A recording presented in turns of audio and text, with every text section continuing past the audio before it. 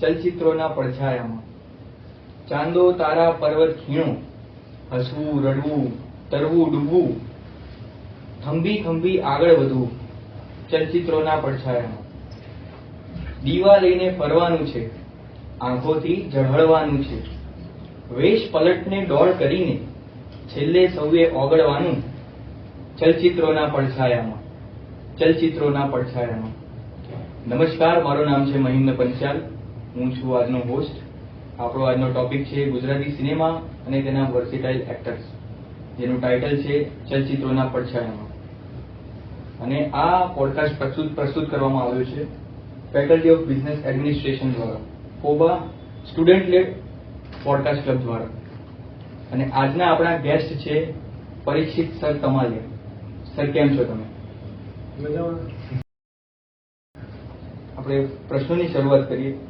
જેમ કે હું પણ તો પરીક્ષિત સરે ઘણા બધા મૂવીઝ કરેલા છે, જેમ કે વાર તહેવાર, હું અને તું, સાતમ આઠમ, દુનિયાદારી, સાહેબ, અને અર્બન જે સબ્જેક્ટ્સ હોય એને પણ કવર કરતા ઘણા બધા મૂવી, જેમ કે આંટીપ્રેનર છે, ઇન્ટરવ્યુ છે, અને શોર્ટ ફિલ્મ્સ વગેરે પણ એમને કર્યું છે, સીક ઓફ સનફ્લાવર્સ કરીને.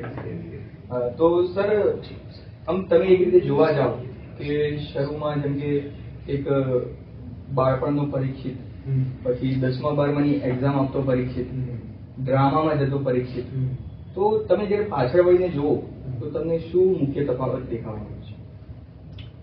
સૌથી મોટો તફાવત એ કે મને મારું ક્યારેય એવું ડ્રીમ નહોતું કે મારે એક્ટર બનવું છે. જનરલી એક્ટર્સને તમે મળો એટલે એક્ટર્સ એવું કહે છે કે મને નાનપણથી ખબર હતી કે હું એક્ટર બનીશ, એક્ટ્રેસ બનીશ, અથવા તો હું આ જ ફિલ્ડમાં આવીશ. મારે કોઈ લેવા દેવા નહોતા. હા, એવું ખરું કે મારા ફાધર, મારા મધર, મારા કાકા અને એ બધા ઘરમાં પરફોર્મિંગ આર્ટ્સ, ફાઇન આર્ટ્સનું કલ્ચર ખૂબ હતું. મારા મમ્મી સિંગર હતા, એટલે એ રીતે ગાતા. મમ્મી સ્ટીલ અલાઇવ, એ એવું ના લાગે. પપ્પા નાટકોમાં પરફોર્મ કરતા, એનટીમાં પરફોર્મ કરતા, કાકા યુથ ફેસ્ટિવલમાં એમ કરતા. એટલે ખૂબ બધા નાટકો નાનપણમાં જોયેલા, પણ ક્યારેય એવું નહોતું કે મારે એક્ટર બનવું છે. એવું 100% હતું કે આ પડદાની પાછળ શું ચાલી રહ્યું છે, આટલી 30 સેકન્ડમાં દુનિયા કેવી રીતે બદલાઈ ગઈ છે, સોફો જતો રહ્યો, પાર્ટ આવી ગઈ, આ બધું કેવી રીતે થાય છે. એ કુતૂહલતા હતી, પણ એવું નહોતું ક્યારેક એક્ટર બનવું છે. મારે નાનપણથી માત્ર ને માત્ર ક્રિકેટર બનવું હતું. એનું બહુ જ ક્લિયર હતું, બહુ જ એટલે એક્સ્ટ્રીમલી ક્લિયર. ક્યારેય મને એવું નહોતું કે આ મહિને પાયલોટ બનવું, નેક્સ્ટ મંથ એન્જિનિયર ને પછી ક્રિકેટર. ના, મારે પહેલેથી ક્રિકેટર બનવું હતું. ને હું છું સુરેન્દ્રનગરનો, ને એટલે જ સુરેન્દ્રનગરથી માઇગ્રેટ થઈને હું અમદાવાદ આવેલો ક્રિકેટની તાલીમ લેવા. ક્રિકેટર બનવા માટેની જે જગ્યાઓ છે એ જગ્યાઓમાં મેં પ્રેક્ટિસ કરવાની શરૂ કરી. ત્યારે એમજી સાયન્સ ને એલએમ ફાર્મસી ગ્રાઉન્ડ હતું અહીંયા અત્યારે બધી અમદાવાદ યુનિવર્સિટીની કોલેજીસ છે, ત્યારે ખાલી ગ્રાઉન્ડ હતું અને ત્યાં દરેક કોર્નર્સ પર ક્રિકેટ કોચિંગ થતા. પછી હું જે સ્કૂલમાં ભણ્યો હીરામણી, એ અત્યારે પણ ખરી, પણ ત્યારે વધારે ગુજરાતની નંબર 1 ક્રિકેટિંગ સ્કૂલ હતી. અમારા ટ્રસ્ટી નરહરિયમ સાહેબ એજીસીએના ચેરમેન હતા. એટલે મૂળ આ જ ડ્રીમ લઈને હું અમદાવાદ આવેલો. અને પછી એક્ટર બનવાનું ક્યારે કીડો તો નહીં કહું, પણ એ ક્યારે ડિસ્કવરી થઈ કે આ વસ્તુ મને વધારે ગમે છે. વધારે તો નહીં, પણ આ વસ્તુ મને એટલી જ ગમે છે ક્રિકેટ જેટલી જ, અને આમાં I can make a career. એ સૌથી મેજર ચેન્જ આવ્યો એ અમદાવાદમાં આવું એક બીજો ચેન્જ. અને પેલો ચેન્જ એ કે હું ક્રિકેટર બનવા આવ્યો હતો અને બની ગયો એક્ટર. તો આ છે. બરાબર. તો આપણે જેમ કે ગુજરાતી સિનેમા અને આખી જે ઇન્ડસ્ટ્રી જોઈએ તો જેમ કે આપણે 100-150 વર્ષ પહેલા જોઈએ તો એ વખતે ભવાઈનું કલ્ચર હતું, ખૂબ જ સારું અને એકદમ સમૃદ્ધ પ્રકારનું કહી શકાય એ રીતનું. પણ ધીરે ધીરે એનું ક્રેઝ ઘટતો ગયો, પણ જેનું ટ્રાન્ઝિશન થવું જોઈએ એટલું સારી રીતે થઈ ના શક્યું સિનેમામાં. જેમ કે એટલા ઇન્ફિરિયર ક્વોલિટીના ઘણા બધા મૂવીઝ પણ આવ્યા વચ્ચે, જેટલું સારું નહીં. જેમ કે આપણે અત્યારથી 60 વર્ષ પહેલાના મૂવી જોઈએ, જેમ કે પાતળી પરમાર છે, દેશ જોયા હતા, પરદેશ જોયા, આ બધા મૂવીઝમાં કંઈક સ્ટોરી અને બધી રીતે સારું હતું એમ. પણ પછીના અમુક મૂવીઝ આયા જે એવું લાગે કે એટલા સારા ના કહી શકાય, ઇન્ફિરિયર ક્વોલિટીના ગણી શકાય. પછી છેલ્લો દિવસ પછી ધીરે ધીરે એક વેવ શરૂ થઈ પાછી, જેમાં ઓડિયન્સ રસ રાખતી થઈ પછી ગુજરાતી સિનેમા. તો તમને શું લાગે છે કે આગળ એનું ફ્યુચર શું છે ગુજરાતી સિનેમા?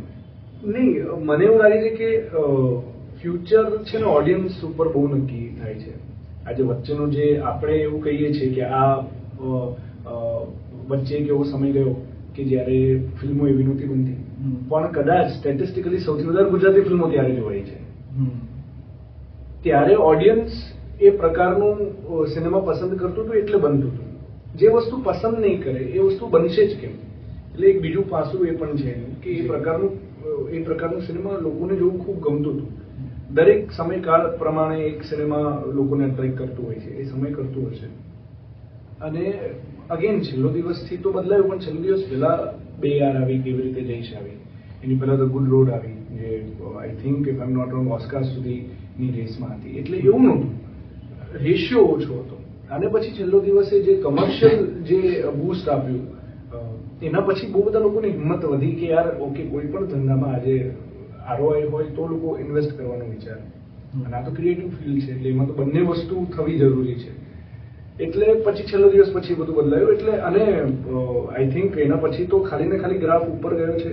ખાસ કરીને પર્ટિક્યુલરલી છેલ્લા 6-8 મહિનાની વાત કરીએ, you just look at the variations of Gujarati films. Amazing. એટલે કદાચ હું આ ઇન્ડસ્ટ્રીમાંથી બિલોંગ ના પણ કરતો તો એઝ ઓડિયન્સ સમય કાઢીને હું એક વસ્તુ ચેક કરું. એટલી સરસ, એટલી વેરાયટી. નાનખટાઈનું ટ્રેલર તમે જોઈ લો, વશનું તમે જોઈ લો. મારી ફિલ્મ છે એટલે નહીં, પણ વાકી ચૂકી છે તો એમાં આજની વાકી ચૂકી લવ સ્ટોરી, મેં 5-10 દિવસ પહેલા એ ફિલ્મનું શૂટ પતાવ્યું છે અને વાઇલ વી વર શૂટિંગ અમારું ટીઝર આવી ગયું હતું. એટલે મૂળ મારો કહેવાનો મતલબ એમ છે કે જે પ્રકારના એક્સપેરિમેન્ટ્સ થઈ રહ્યા છે વાર્તાને લઈને, મેકિંગને લઈને, એ તો એક્સ્ટ્રા ઓર્ડિનરી છે. ને ઇનફેક્ટ રિજનલ ફિલ્મ્સમાં, કોઈ પણ ભાષાની રિજનલ ફિલ્મ્સમાં એ સ્કોપ અત્યારે વધારે છે રેધર દેન હિન્દી ફિલ્મ્સ. એટલે I am very confident. I was sure but now I am very confident કે within few years or even now Gujarati industry બહુ એક સારા હાઈટ ઉપર છે અને હજી ઓર just I am very sure. જી. તો ગુજરાતી સિનેમાની જો વાત કરીએ આપણે, તો કે તમારા મતે અત્યાર સુધી જે એટલું બધું એક્સપોઝર ના મળ્યું હોય તો કમી શેમાં છે? કે સ્ટોરીમાં છે, એક્ટિંગમાં, ડિરેક્શનમાં કોઈ રોકાણ ના કરતું એમાં, કે પછી છેલ્લે ઓડિયન્સમાં કમી શેમાં તમને જોવા મળે છે? મને નથી લાગતું કે એવું કંઈ કમી છે. સી, આમાં કેવું છે કે ફિલ્મના સક્સેસ જવા પાછળ બહુ જ બધા કારણો હોવા જરૂરી છે અને અનસક્સેસફુલ જવા માટે એક કારણ બી ના છે. ફ્રોમ ધી જ્યારે લખવા બેસે ત્યારથી, વાર્તાથી લઈને રિલીઝ ક્યારે, કયા દિવસોમાં થાય છે, એની વચ્ચે 100 વસ્તુઓ છે. એટલે 100 વસ્તુમાંથી એક વસ્તુમાં પણ ચૂક થઈ ગઈ અને નસીબ સાથ ના હોય. ઘણી વખત બધું જ બહુ આલાગ્રાંત થયું હોય, ફિલ્મ ખૂબ સરસ બની હોય, મેકિંગ ખૂબ સરસ, બધું જ સરસ, માર્કેટિંગ ખૂબ સરસ, અને પછી તમે જ્યારે રિલીઝ કરો છો શુક્ર શનિ રવિમાં, તમે જૂન મહિનામાં રિલીઝ કર્યું છે અને હું એવું કહું છું કે એ 3 દિવસોમાં ધોધમાર વરસાદ આવ્યો કે લોકો રાહ જોઈને બેઠા હતા કે આ ફિલ્મ જોવા જવું, પણ અમે જઈ જ ના શકીએ. તમે શું કરો? તમારા જે 3 દિવસ પહેલા જે સૌથી મહત્વના છે એ 3 દિવસોમાં કોઈ જઈ જ ના શક્યું ફિલ્મ જોવા, તો પછી એને જે બીજું વીક સર્વાઈવ કરવાનું છે તો અઘરું થઈ જશે. એટલે મારું કહેવાનું એમ છે કે કોઈ એક વસ્તુમાં કમી છે એવું નથી. આઈ થિંક બધા બહુ જ બ્રેવ એફર્ટ્સ કરી રહ્યા છે, બહુ જ બનતા હોય એનાથી વધારે એફર્ટ્સ કરી રહ્યા છે. ઇટ્સ જસ્ટ કે મેકિંગ પોઈન્ટ ઓફ વ્યૂથી હજી અમે વધારે સારું કરીએ અને એટ ધ સેમ ટાઈમ આવું અમે કહેતા આવ્યા છીએ, પણ હવે ખરેખર ઓડિયન્સે પણ થોડું વિચારવાનું છે કે ગુજરાતી છો એટલે ગુજરાતી જો ખાલી એમ નહીં, પણ સારી વસ્તુ હોય તો જોવો યાર. સારું ટ્રેલર લાગે તમને તો શેર તો કરો ગ્રુપમાં, તમારા મમ્મી પપ્પાને ટિકિટ લઈને તો મોકલો. સારી ગુજરાતી ફિલ્મો સાથે તો અન્યાય ના થવો જોઈએ. હું એવું નથી કહેતો કે ખરાબ તમે ન જોવા જાઓ, સારી ખરાબ જેવું આમ તો છે ને, વી કેન ઓનલી સે કે ભાઈ અમને બનાવતી વખતે અમે આટલો પ્રયત્ન કર્યો. ફિલ્મ કેટલી વર્ક કરશે કેટલી નહીં તો ઓડિયન્સે ડિસાઇડ કરે. બટ એક પ્રકારનું થોડું એવું રાખવું પોઈન્ટ ઓફ વ્યૂથી, ગુજરાતી ફિલ્મો યાર નહીં યાર, એવું ઓછું થયું છે, હજી ઓછું થયું છે. ઓડિયન્સે હજી વધારે વધારવું જોઈએ એવું મને લાગે છે. ઘણી ગુજરાતી મૂવીઝ એમ આખી સારી થશે પછી એન્ડમાં એકદમ ત્રીચી બની જાય એવું પણ જોવા મળતું હોય છે. અમુક બહુ જ સારી મૂવીઝ હોય છે જેનું માર્કેટિંગ જ સારી રીતે નથી થઈ શકતું, તો એના કારણે પણ ઓડિયન્સ નથી જોવા જઈ રહી એવું પણ જોવામાં આવે છે. થાય છે, એવું થાય છે.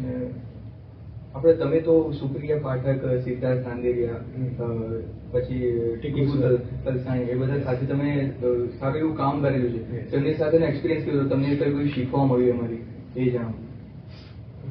I think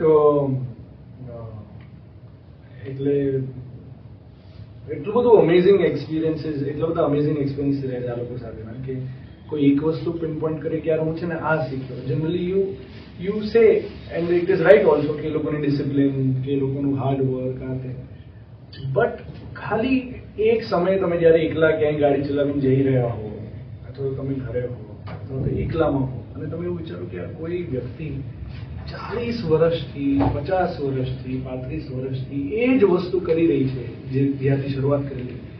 I think that itself is enough and more than amazing. કે જસ્ટ ઇમેજિન કે આજે હું અત્યારે આ વાત કરી રહ્યો છું, અમારું 9મું વર્ષ છે ઇન્ડસ્ટ્રીમાં. 2016માં મેં મારી ફર્સ્ટ ફિલ્મ કરેલી, પણ 35 વર્ષ પછી પણ મારી પાસે આની જ આસપાસની વાત કરવાનો પેલો હોય બધા પોઈન્ટ્સ. એટલે દેટ મીન્સ કે મેં એટલા બધા વર્ષો ઇન્વેસ્ટ કર્યા છે. એ કેટલી ગજબ વાત છે. અને ઓફકોર્સ આ લોકો તો પાવર હાઉસ છે. આ લોકો ટેલેન્ટ, હાર્ડવર્ક, એ લોકોના પ્રોફેશનલિઝમ બધાના, આ ત્રણેયના નામ લીધા. એ લોકોના બીજા સિનિયર એક્ટર્સ છે, હિતેન સર થઈ ગયા, હિતુ કનોડિયા થઈ ગયા, આ બધા સાથે મેં કામ કર્યું. આ બધા જ લોકો વોલ્કેનો ઓફ ટેલેન્ટ, એટલે આપણે તો કહેવાનું જ ના હોય, એ લોકોએ પ્રૂવ બી કર્યું છે, ઓડિયન્સ એક્સેપ્ટ બી કર્યું.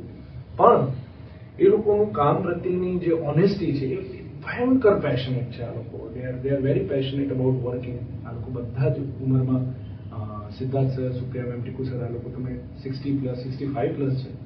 But you look at their energy.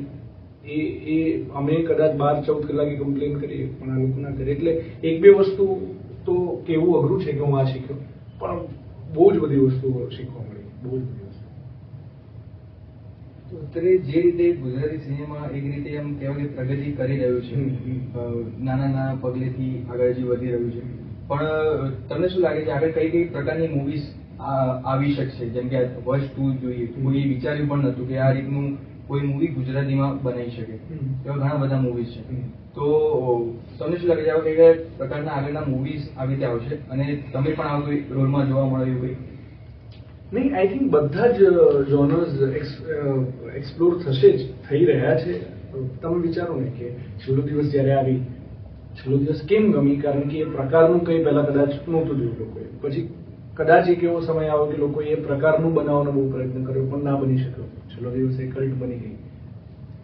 અત્યારે તમે જોવો તો કોઈ એક ચોક્કસ પ્રકારની ફિલ્મો નથી બનતી. તમે છેલ્લા 6 મહિનામાં ચાલેલી ફિલ્મોનો જ રેકોર્ડ જોવો ને. એ બ્રહ્મ લઈ લો, ઓલ ધ બેસ્ટ પંડ્યા લઈ લો, બીજું અત્યારે કોઈ મીઠડા મહેમાન લઈ લો. આમાંથી અમે 3-4 જે નામ લીધા, એક બી એવો જોનર નથી કે જે ઇન્ટરસેક્ટ થતો હોય. ત્રણેય અલગ છે. અને બીજી ઘણી છે જે મને અત્યારે યાદ નથી આવી રહી. જય માતાજી, લેટ્સ રોક. તો what I M trying to say is કે બધા જોનર એક્સપ્લોર થઈ રહ્યા છે. કોઈ એક જોનર પર જ આપણે ફોકસ કરીએ, આ ચાલી ગઈ તો એ એક્ટર્સ અને મેકર્સ બંને ધ્યાન રાખી રહ્યા છે. અને મારે તો I think I want to do one action film. કારણ કે એ એક માત્ર મને એવી વસ્તુ લાગે છે કે જે ગુજરાતી ફિલ્મોમાં એક્સપ્લોર નથી થયું. મને 1-2 વખત કંઈ ઓફર થયું હોય પણ મને એવું લાગ્યું હોય કે આમાં એ જસ્ટિફાઈ નહીં કરી શકાય. જે મારે ફર્સ્ટ ટાઈમ કરવું છે એક્શન, તો એ મારે બેંગ ઓન કરવું છે એવું મને છે. તો પછી એ કરીએ તો ભલે થોડું ટાઈમ લાગે પણ ટાઈમ લઈને સરસ રીતે કરીએ. એ એક્શન એક જોનર એવું છે જે મને લાગે છે કે હજી થોડું વધારે એક્સપ્લોર થવું જોઈએ. પણ એમાં બહુ બધી ટેકનિકાલિટીઝ પણ છે. પણ આઈ થિંક એ થશે, ટૂંક સમયમાં એ પણ થશે. યુ નેવર નો. એક નેચરલ એક્ટિંગ અને એક મેથડ એક્ટિંગ, તમે કયા, તમારો ઝુકાવ કઈ બાજુ વધારે છે? અમારો ડિરેક્ટર જે માંગે છે.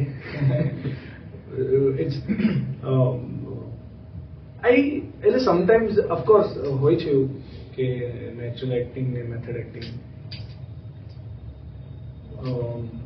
હું એક કિસ્સો શેર કરું. સુપ્રિયા મેમ જોડે હું બેઠો હતો અને અમારો એક સીન હતો. એ સીન ખૂબ સરસ રીતે ભજવાયો, અમે લોકોએ પરફોર્મ કર્યું. કંઈક તો અમે એક્ટિંગ વિશે આવી જ કંઈ, હું એમનું પોડકાસ્ટ કરતો હતો એવું સમજી લે ને કે મેમ આમ છે તે બધા સવાલો. તો એમણે મને એક કિસ્સો કીધો. એમણે પણ ક્યાંક સાંભળેલો કે વાંચેલો કે જોયેલો કે હોલિવૂડના કે બહુ બે મોટા એક્ટર્સ હતા, નામ મને યાદ નથી. અને એક એવો સીન છે કે એક એક્ટર ઊભો છે અને બીજો એક્ટર દોડીને આવે છે અને એને કંઈક ઇન્ફોર્મેશન આપવાની છે. આપતા આવું થયું. એટલે પેલો વ્યક્તિ શું કરે કે દરેક વખતે ટેક હોય એની પેલા એમ કે હું જઉં છું, હું દોડીને આવું છું અને હું દોડીને જઈશ અને એકચ્યુઅલ આપતા જ હું આપીશ.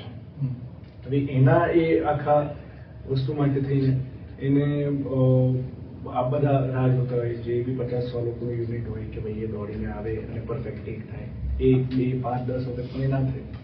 પછી એને પેલા બીજા એક્ટર કીધું કે યાર તને શું લાગે, what is liking, what should I try? પેલા એક્ટરે કીધું કે ટ્રાય એક્ટિંગ. તો આટલું કરીને કદાચ એઝ ટ્રાય એક્ટિંગ, કે એક્ટિંગ કરીને બી કદાચ થઈ જશે. એટલે આઈ બિલીવ કે બંને મેથડ પોતપોતાની જગ્યાએ કરેક્ટ છે. એઝ એન્ડ વેન રિક્વાયર્ડ તો તમે એવા એક્ટર બી હોવા જોઈએ કે you can get into method acting. તમે કરી શકો, તમે અપનાવી શકો, તમારું કેરેક્ટર એવું હોય, તમારો રોલ એવો હોય, તમારી ફિલ્મનો પ્રકાર એવો છે. પણ પછી મેથડ એક્ટિંગમાં ખૂન કરવાનું છે, જો તમે મેથડ એક્ટિંગ કરવા જાઓ તો પછી તમને લાગી જાય. એટલે યુ શુડ નો કે નહીં ભાઈ એક second, this is not the reality. કેમેરો લાગ્યો છે, હું આઈ એમ પરફોર્મિંગ સમથિંગ, અને વિથ અટમોસ્ટ સેફટી અને મારા પરફોર્મન્સને ઓનેસ્ટ રહીને પણ હું આ કરી શકું છું. એટલે આઈ થિંક મારો ઝુકાવ કોઈ એક બાજુ નથી, બંને જ્યારે જે શક્ય બને એ. સિનેમા એક એઝ અ આર્ટ અને સિનેમા એઝ અ કોમર્શિયલ, તો તમે શેને વધારે પ્રાથમિકતા આપો? Any commercial thing which has a soul of art in it. સંપૂર્ણ કોઈ એક બાજુ ઝુકાવ હોય, લોકભોગ્ય તો હોવું જ જોઈએ, એન્ટરટેનિંગ તો હોવું જ જોઈએ, એન્ગેજિંગ તો હોવું જ જોઈએ, આવું હું માનું છું.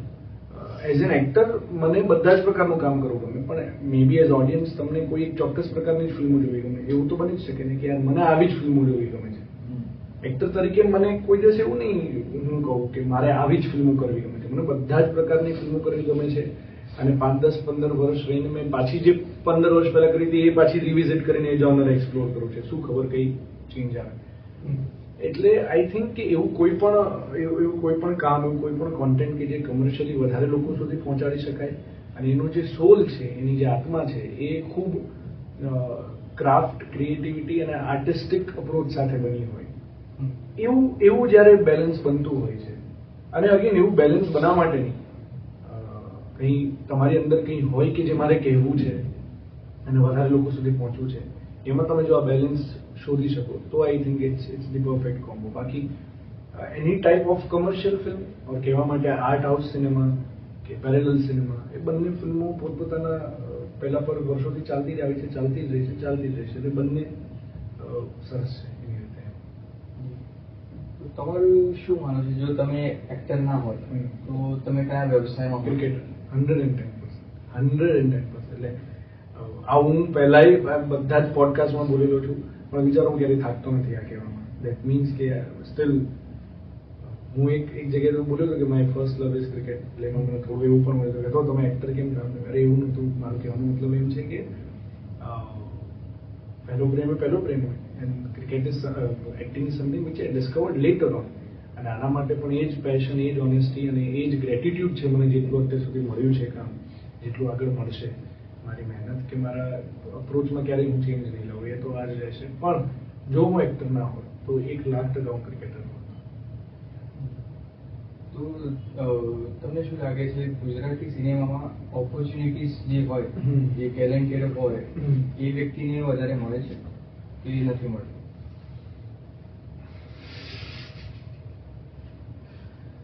ના, મળે છે, એવું નથી.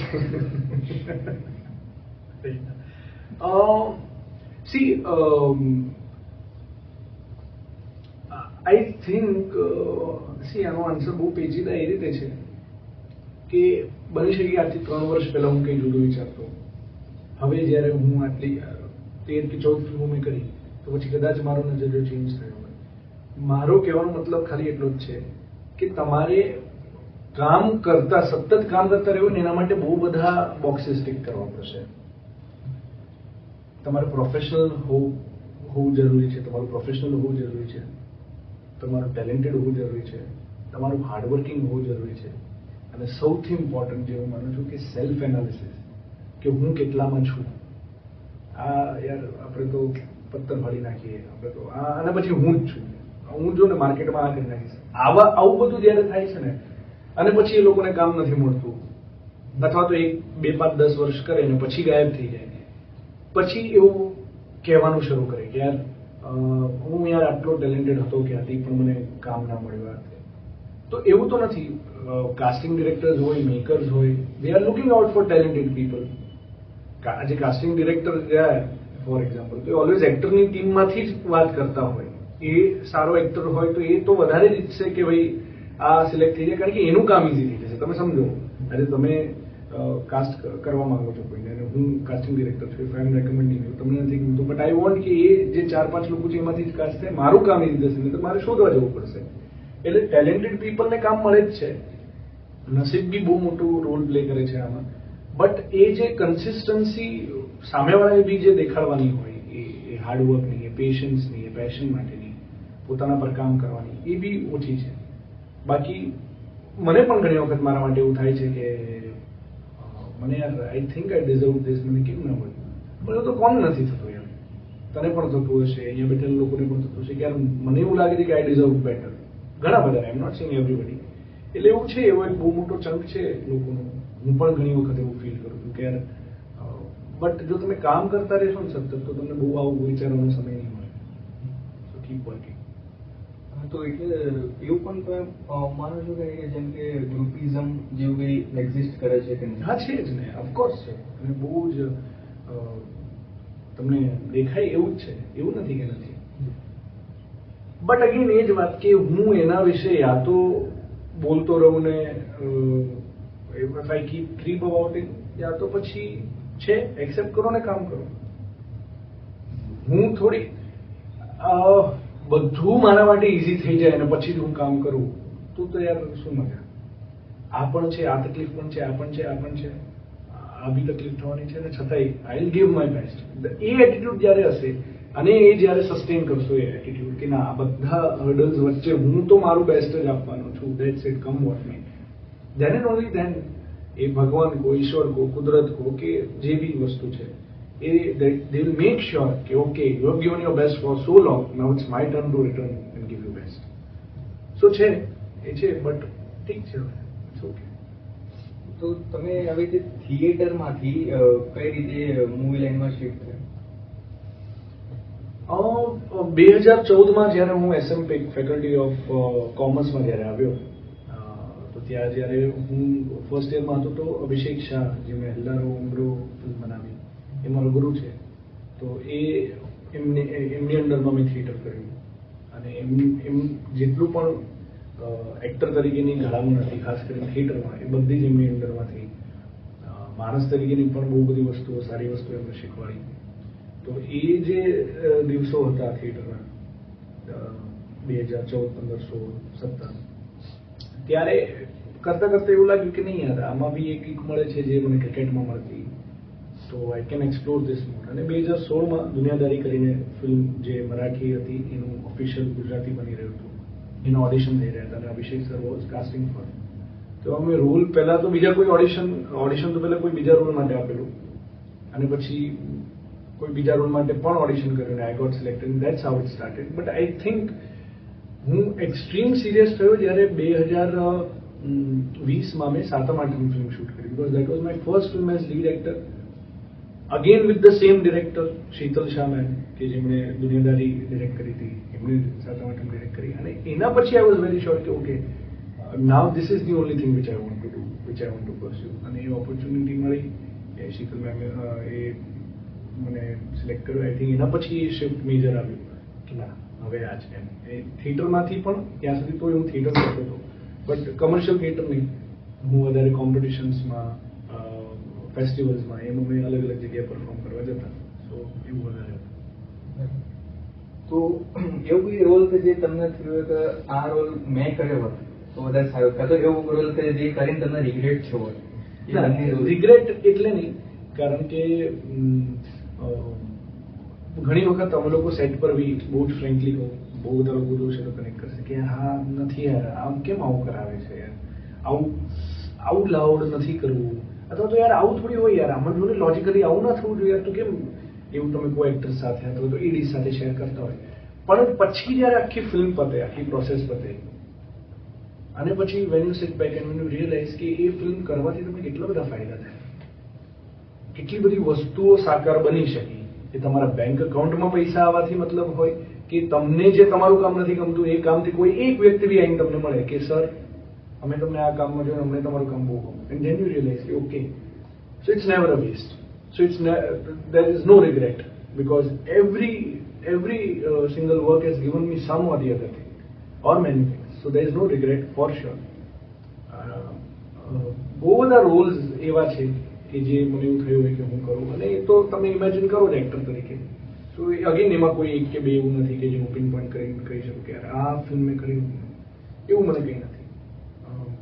બટ હા, જે કંઈ પણ મને કરવા મળ્યું હોત હજી વધારે, I would have loved it.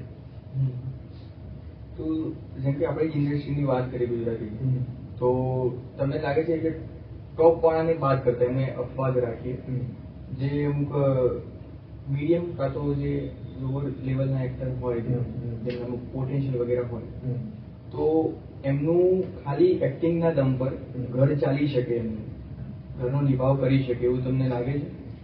પહેલા તો what is top, medium and lower, મારે એ સમજવું, એ કેટેગરી શું છે? there is nothing as such. એવું કશું હોતું નથી. ટોપ, મીડિયમ, લોઅર એવું કશું કોઈ ગ્રેડિંગ કે સિસ્ટમ છે જ નહીં આપણે ત્યાં, ક્યાંય નથી અને ના પણ હોવી જોઈએ. નોટ ડેટ હું તારો કહેવાનો ભાવ સમજી ગયો, બટ હું એટલે કરેક્ટ કરું છું બીકોઝ આ લોકોના માઇન્ડસેટમાં પણ એવું છે કે આ જે અત્યારે છે ને આ ટોપ પર છે. ઓફકોર્સ તમે એ રીતે સ્ટેટિસ્ટિકલી એવું કહી શકો કે આ વ્યક્તિની છેલ્લી અમુક આ ફિલ્મો ચાલી છે તો he or she is more bankable, but there is nothing such as top or mid or lower. જેટલું કોઈ નવી શરૂઆત કરી રહ્યું છે અને કોઈ જે કદાચ 2, 5, 10 વર્ષથી કામ કરી રહ્યું છે, એ બંને માટે આ ફિલ્ડમાં સર્ટેનિટી અને સસ્ટેન કરવા બંને ઓલવેઝ પ્રશ્નો રહેવાના છે. એટલે અઘરું તો છે, એવું હું નહીં કહું કે ના ઇઝી છે, કમાઈ શકાય છે, આ છે તે છે. એટલે કોઈ એવું વ્યક્તિ કે જે 10 વર્ષથી કામ કરી રહ્યું છે, 50 ફિલ્મ કરી ચૂક્યું છે, એને પણ પૈસાની એટલી ચિંતા છે જેટલી ન્યૂ કમર છે. એટલે આઈ ઓલવેઝ બિલીવ કે એક એવા પ્રકારનું બેકઅપ રાખો કે જે તમને અલાઉ કરે કે તમે આમાં એક પર્ટિક્યુલર સમય ઇન્વેસ્ટ કરી શકો અને તમે જોઈ શકો કે ઓકે આ તમારી કિસ્મત આજમાઈ શકો કે ભાઈ okay is it working, is it not working, am I eligible or not, આ બરાબર થઈ રહ્યું છે કે નહીં. સાવ પછી હવામાં તીર મારીએ કે ભાઈ મારે 5 વર્ષ આપી જ દેવા છે, ત્યાં સુધી કંઈ થાય નહીં અને પૈસા તો જોયું જશે. ન બનાવો એવી તમારી વડાપાવ ખાઈને પડ્યા રહે એવી સ્ટોરી, જરૂરી નથી. વર્ક હાર્ડ, ફાઇન્ડ ઓલ્ટરનેટિવ અને તમે આમાં પણ ઇન્વેસ્ટ કરો. એટલે અઘરું છે, but if you are production friendly, if you are working hard, if you know how to do your work, તો તમે સસ્ટેન કરી શકો છો. નોટ નેસેસરી કે તમે બહુ ફેમસ હો, કહેવાતા સ્ટાર્સ હો, અથવા તો આ બધા જે કંઈ આપણે ડેફિનેશન આપતા હોય, ઇફ યુ આર આ બધા જે સમીકરણો છે એવું તમે કરતા રહો, તમે મલ્ટિપલ પહેલામાં સોંગ્સમાં, એડ્સમાં, વાર્તા થકી તમારે ફિલ્મોમાં, નાટકોમાં તમે જો આ બધી જ વસ્તુ કરવા માટે એલિજિબલ છો તો તમે સસ્ટેન કરી જશો. બરાબર. તો તમારું શું માનવું છે કે જેમ કે કોઈ એક્ટર છે જે સારો છે, તો એ સારો દર્શક હોઈ શકે, એ વાસ્તવિકતા છે, એક મિથ છે? વાસ્તવિકતા છે કે મિથ છે? ના, હોઈ શકે ને, કેમ ન હોઈ શકે? સારો એક્ટર સારો દર્શક હોઈ શકે. એટલે હું મારી જાતને સારો દર્શક માનું, જો એક્ટર છો કે નહીં તો કે શું લાગે સારો એક્ટર તો પછી હોય છે, કેમ ન હોય શકે? ઓફકોર્સ હોય છે. એ તો પછી યાર આટલું બધું કામ કોઈ પણ માણસે કર્યું, મારી વાત નથી કરતો ઇન્ડિયન, એટલે એ દ્રષ્ટિકોણ આવી જ જાય કે યાર આ જો આ શોટ કેટલો સરસ લીધો છે, યાર આ ક્લોઝઅપમાં તો યાર પથ્થર ફાડી નાખી છે, આ છે. બટ ઇટ્સ ઓકે, એવું થાય તો ઠીક છે, ન કરો તો પણ વધારે સારું. Just enjoy the film as audience, as simple as that. અમુક મૂવી સજેશન આપો જે તમને બહુ જ ગમ્યા હોય, કોઈ પણ બોલિવૂડ, હોલિવૂડ કે ગુજરાતીમાંથી 4-5 મૂવીના તમે સજેશન આપો જે અમે જોઈએ. આઈ થિંક યંગસ્ટર્સે ગુજરાતીથી શરૂ કરું તો હેલ્લારો જોવી જ જોઈએ. બહુ બધા લોકોએ જોઈ છે, બહુ બધા લોકોની બાકી છે. Hellaro film is one of them. મેં પહેલી જ ફિલ્મ બીજા કોઈની કીધી એટલે હું ઓનેસ્ટી સાથે કહી રહ્યો છું એવું જ માનજો.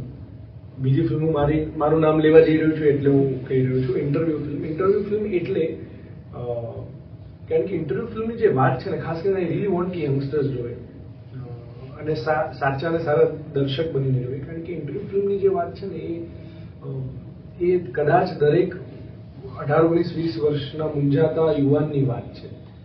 અને અગેન એવી વાત છે કે it's not about a job interview, it's about all those interviews that you keep on giving in life. દરેક જગ્યાએ અલગ અલગ પ્રકારના ઇન્ટરવ્યૂ જે બહુ મહત્વનું છે અને આઈ થિંક એ દરેક યુવાને જોવું જોઈએ. અનફોર્ચ્યુનેટલી થિયેટરમાં ખૂબ સારો પ્રતિસાદ મળ્યા છતાં અમે લોકો બહુ સસ્ટેન ના કરી શક્યા, એટલે થિયેટરમાંથી પણ અમે લોકોએ 15-20 દિવસ પછી એને we could not sustain. OTT પર આવશે ક્યારે શું મને નથી ખબર, પણ આઈ રિયલી વોન્ટ કે જ્યારે આવે ત્યારે વધારે ને વધારે લોકો સુધી પહોંચે. મારી ફિલ્મ છે એટલે નહીં, પણ એનો હીરો એની વાત છે એટલે. સ્વદેશ, લગાન, ગાઈડ આ બધી મારી બહુ જ ગમતી ફિલ્મો રહી છે. હું વેસ્ટર્ન સિનેમા બહુ એટલું નથી જોઈ શક્યો, મને એટલું અટ્રેક્ટ બી નથી કરતું આ પેલું બધા ઉડે ને કરે ને એવું બધું, એટલે મને માર્વેલ કે એ બધું બહુ નથી ખબર. I really love and enjoy that, but મને એનું કોઈ નોલેજ બહુ વધારે નથી, એટલે એવી હું રેકમેન્ડ નહીં કરી શકું. પણ છતાંય મેં ગઈકાલે એક ફિલ્મ જોઈ, ઇટ્સ અ વેરી પણ 18+, એટલે it's what's inside. It's not a very adult or એવી કોઈ ફિલ્મ, એનું મેકિંગમાં એ જે યુએસ ડિસ્ક્રિપ્શન છે એ હું કહી રહ્યો છું, પણ it's a very nice film. What a film એનું. અને હું અત્યારે એના હેંગઓવરમાં વધારે છું કારણ કે મેં 24 કલાક પહેલા જોઈ છે, હું ઘરે બનાવીને કહી રહ્યો હતો. પણ એક્ટર્સ જે લોકો એસ્પાયરિંગ એક્ટર્સ હોય, જે લોકોને એક્ટિંગ કરવી છે, એ લોકોએ તો ખાસ એ ફિલ્મ જોવી જોઈએ, બધા એક્ટર્સના પરફોર્મન્સીસ. સો એ ઇટ્સ વોટ્સ ઇનસાઇડ. એક ગ્રીન બુક કરીને ફિલ્મ છે, લોટ્સ ઓફ ફિલ્મ. બાકી આ લોકો તો રોકસ્ટાર ને તમાશાને બધું જોઈને જ બેઠા હશે, એટલે એ બધું કહેવાનો મતલબ નથી. But a all this films and old films, so આ બધી 3-4-5 ફિલ્મો છે. એટલે મારે કેવું હતું કે ચાલ જેવી મૂવી મેં જોયું હતું, ઓકે, ત્યારે મને રડવું આવી ગયું હતું. તમે એવી મૂવી છે જેને જોઈને તમને રડવું આવી બહુ ગયું? બધી યાર. હું તો રોહિત શેટ્ટીની ફિલ્મોમાં બી રહી છું, એટલે વિચાર કરો. I am a very sensitive and emotional guy. I am very expressive, એટલે હું બહુ જ ઇઝીલી રડી લેતો હોઉં છું. લાસ્ટ એક ફિલ્મ મેં હમણાં નેટફ્લિક્સ પર જોઈ, આપ જૈસા કોઈ, આર માધવન ને ફાતિમા સનાશી. એમાં કોઈ એક મોમેન્ટ હતો ત્યારે આઈ ફેલ્ટ લાઈક હું રડું ને તો હું છુપાવું નહીં, એમ રડી જ લઉં એવું. પણ એટલે અવારનવાર થઈ છે. મેં મારા માટે કોઈ મોટી ઘટના નથી કે હા પહેલી ફિલ્મે મને રડાઈ નાખ્યો. It is very common for me and people around me know that I can cry any time. અત્યારે નહીં રડું, પણ સો યા એવું મને થયું. સો બીજી વાત એવી છે કે સરે અમુક સોંગ્સમાં પણ કામ કરેલું છે, તો અને અમારા ગુપ્ત સૂત્રોથી એવી જાણકારી પણ મળેલી છે કે સર સારું ગાય છે. અરે બાપરે. તો સર ચાંદલીઓની 2 લાઈન તમે ગાઈ શકો છો? તારા ગુપ્ત સૂત્રો કોણ છે પેલા મને એ કહે તું.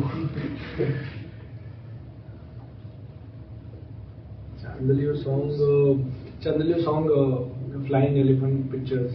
હું એટલે મેન્શન કરતો છું કે જે ટીમ સાથે સંકળાયેલા હોય એ કામથી તમને કોઈ પૂછતું હોય તો એ ઓલવેઝ એ લોકોનું પણ નામ પહોંચવું જોઈએ. ફ્લાઇંગ એલિફન્ટ પિક્ચર્સ, પ્રીત તમારા ડિરેક્ટર હતા, શાર્દુલ અમારા પ્રોડ્યુસર, મેઘધનુષમાં કરણ છે, મેઘધનુષ જે બેન્ડ છે એમને કમ્પોઝ કર્યું હતું, કંદર્પ છે એમણે કમ્પોઝ કર્યું હતું, મી એન્ડ જાનવી. અગેન હું ગાવામાં એટલો સારો નથી પણ મને છે ને યાદ કરવા દઉં શું હતું. ઇટ ગોઝ લાઈક આપણે હવે આપણું સપનું છીએ, ક્યાં હતા હવે ક્યાં જશું, કોઈ સવાલો ન પૂછીએ, બસ રહીએ આપણમાં વસીએ, સપનાના ઘરમાં બનીને ચાંદલિયો તુમારો ચાંદલિયો, હું તો વધતો ઘટતો તારાથી જાણે દરિયો. ઓકે છે. સો આની સાથે આપણે પોડકાસ્ટને સમાપ્ત કરીએ કારણ કે હવે આનાથી સારું કંઈ હોઈ ના શકે હવે. સો આપણે અહીંયા સુધી પોડકાસ્ટ જોયો તે બદલ આપનો આભાર.